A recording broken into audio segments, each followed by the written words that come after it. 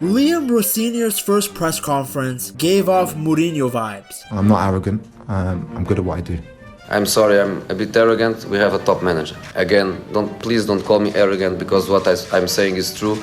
The Englishman knows the pressure of the Chelsea job. You know, at a club of this stature, the fans want success and they have every right to want success now. You know, this club is ingrained in the history of winning trophies, especially in recent history, winning titles or winning Champions Leagues, and the fans should have those demands and those standards. I mean, it just took him one game to get frustrated by Pedro Neto. He knows that the fans are not happy and that many are doubting him. And I just think young players need senior sort of authority and experience around them and guidance. I don't think it's an appointment that I think is going to sort of push Chelsea on to win a Premier League title or a Champions League trophy, and that's what Chelsea should be aspiring to. That's what they've been used to. But the outside noise has never impacted him. When I went in at Strasbourg, I was a joke in the media. They said that my team would finish last. It was an impossible project, that the players were way too young, too inexperienced. I was a nobody from England. We finished, I think, 3 points outside the Champions League. The outside noise is just noise. Chelsea fans want success now, and Rosenior understands that. He knows the only way to win people over is by winning matches, and by putting a team on the pitch that works hard and represents the club properly. To win over the fans, I need to win games of football. To win over the fans, I think they need to see a team that represents them. I know this area well. I was born in not far up the road, and it's about hard work. It's about determination, spirit. I remember playing at Stamford Bridge when Jose Mourinho's team were at their very best. Liam Rosenior actually knows a lot about Chelsea and their identity. Here's him talking about their constant managerial changes back when he was a pundit. Now you're bringing another manager in with a completely different philosophy.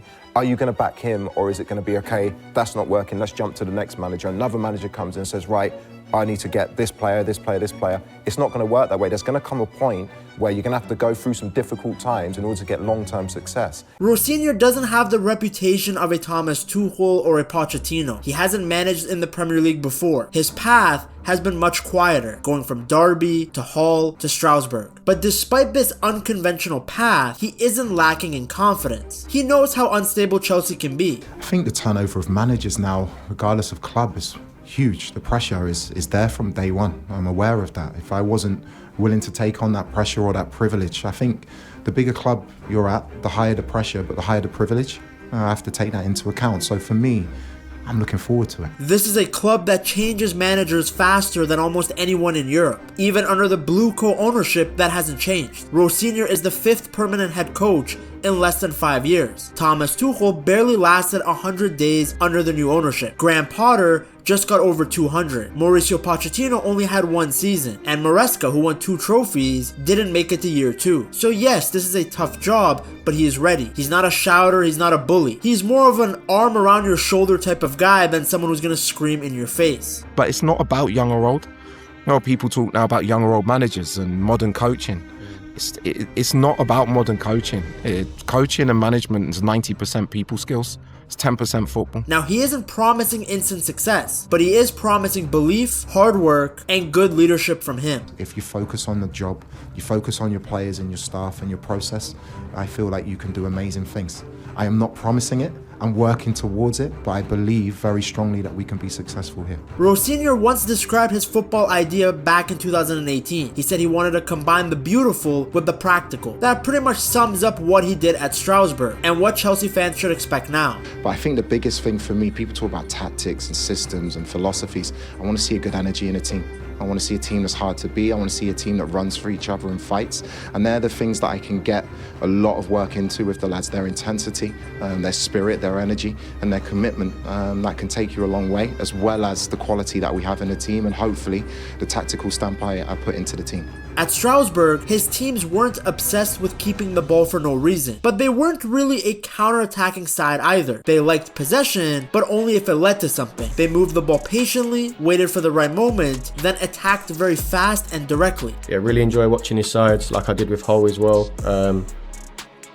Aggressive, front foot football, really good on the ball, good positional play concepts. So yeah, really excited to see the work he's going to do at this club. They didn't dominate possession every single game, but they were comfortable holding the ball for long spells. His side played a lot of short passes. In fact, they attempted fewer long balls than any other side in Ligue 1, and they had the fewest switches of play. They almost always tried to play out from the back and work through pressure instead of just booting it forward. Only Marseille and PSG completed more passes than Strasbourg, but at the same time, Rosenior's side only averaged 52.9% possession per game. They also topped the Ligue 1 charts for through balls and ranked second for take-on attempts and take-ons completed. So these guys were perfectly fine passing it around the back, but once they changed gears, they went fast. The idea was to pull the opponents in, bait them to press, and then break the press and go forward quickly when the space opened up, which usually happened through the middle of the pitch. He switched shapes depending on the opponent. Sometimes it was a back three, other times it was a back four. That flexibility is very important because managing Strasbourg or Hull City is very different from managing Chelsea. At smaller clubs, you adapt to survive. At Chelsea, you're expected to dominate. Rosenior understands that. He's not Amorim, and his approach will likely evolve. When you're going into Chelsea now, are you going with a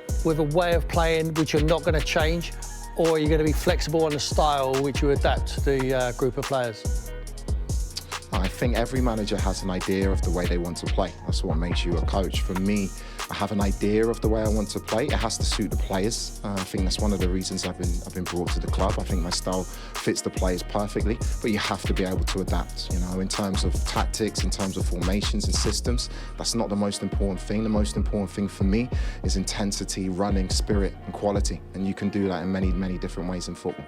He's always adjusted based on who he's playing and what the match needs. But here's an example of their pattern of play. In this clip, the ball goes from Enciso to El Mourabet, who plays another first-time pass to Joaquin Penicelli, who drags Brest center backs with him. Look at the third man run that's made by Ben Chilwell on the left wing. It's key to making this goal happen. A similar pattern can be seen when Strasbourg played Crystal Palace in the Conference League. There's a flick from Valentin Barco which finds Nanasi through the middle of the pitch. And once again, Rosenior's side have cut through the opposition shape with first-time passing and third-man runs. His job is to evolve Chelsea, to make their possession sharper, their attacks more direct. Based on what he did at Strasbourg, expect Chelsea to move the ball with more purpose, play forward quicker, and when the moment is right, they will attack teams through the middle of the park. I mean, that's exactly what his Strasbourg side was doing last season. Across the 2024-2025 season, Strasbourg played very nice football. They pressed high, they kept the ball well, and looked fearless. By the end of the season, they finished 7th in Ligue 1, which was one of the club's best finishes in years. That league position earned them a place in the Europa Conference League, something that Strasbourg fans hadn't seen in a long time. Because of that success, the club rewarded Rosenior with a contract extension through 2028. At that point, people around European football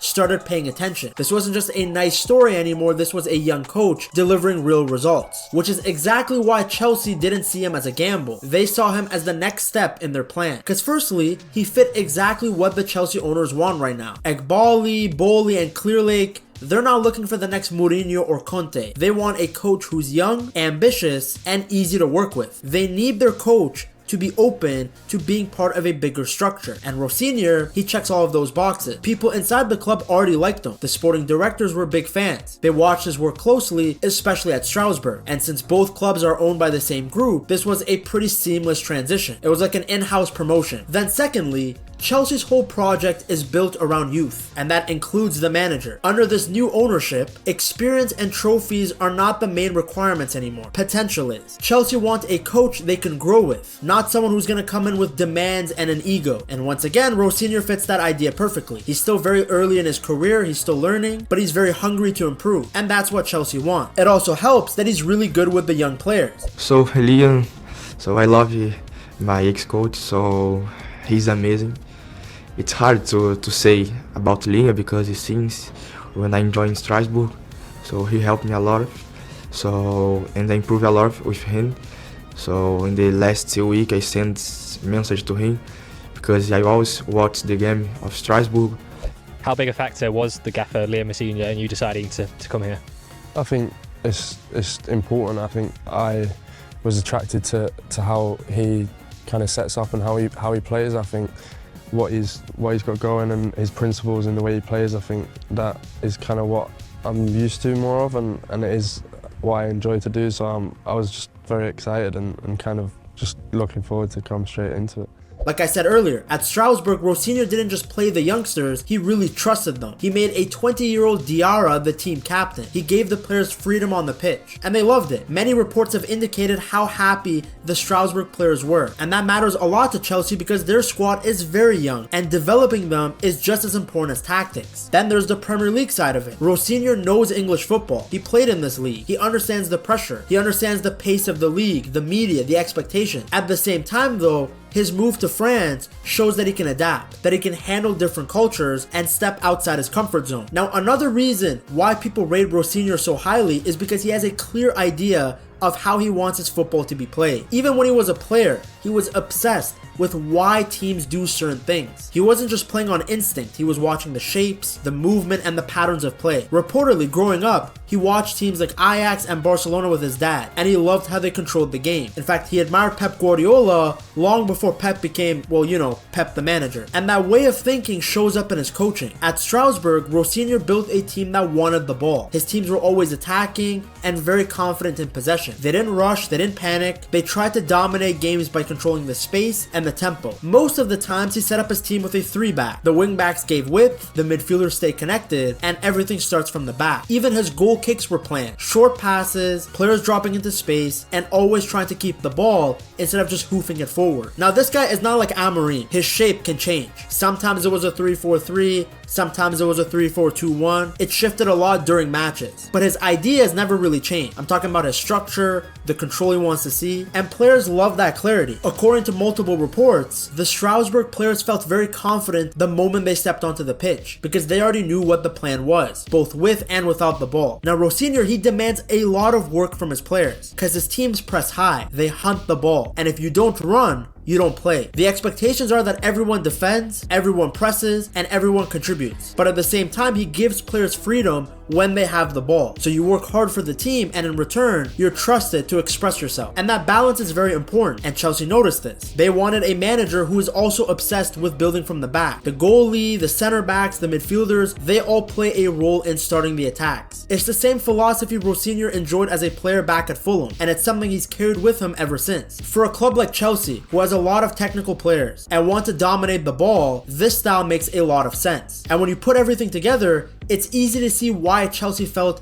Liam Rosenior was a good fit. He wants to play modern football, he wants to attack, and he wants the young players to improve. And because he's young, hungry, and still building his career, it lines up perfectly with what the Chelsea owners want. They don't want a coach who's already done everything. They want someone who can grow alongside the team. They also clearly want a yes man that will do whatever they say, but that's a debate for another time. Pretty much everywhere Rosenior has been, players talk about him in a positive way. They say he's demanding, but he has a clear identity, and he also wants to make them better. Young players especially have loved working with him. Andre Santos, for example, who's a current Chelsea player but played under Rosenior at Strasbourg, says that Rosenior blends discipline with creativity. He asked him to do everything defensively, but then gave him the freedom to be himself when he won the ball. Another midfielder, in Tyler Morton, who played under Rosenior at Hull City, spoke very highly of the manager. Now, Chelsea's biggest issue over the last few seasons has been inconsistency. Constant changes, too many young players. In theory, Rosenior is supposed to bring structure, trust, and a system that the players believe in. Though you could make the argument that he himself is very young and inexperienced, just like the players. Inside the club, his name rose to the top of the list quickly after Maresca left, so the owners trust him. But Chelsea fans have the right to be a little bit doubtful, because this is going to be the real test for him. This isn't Ligue 1 football where nobody's paying attention. This isn't the Championship. This is Premier League football. High pressure, lots of money on the line, and you're playing the best of the best teams. Rosenior himself knows there are no guarantees. He knows football doesn't work like that, but at least the ownership knows what they're getting and the kind of football he wants to play. Only time will tell if this was the right decision. Now, the good thing is that Chelsea have a lot of talent. To see just how good this squad can be, you have to watch this video right here.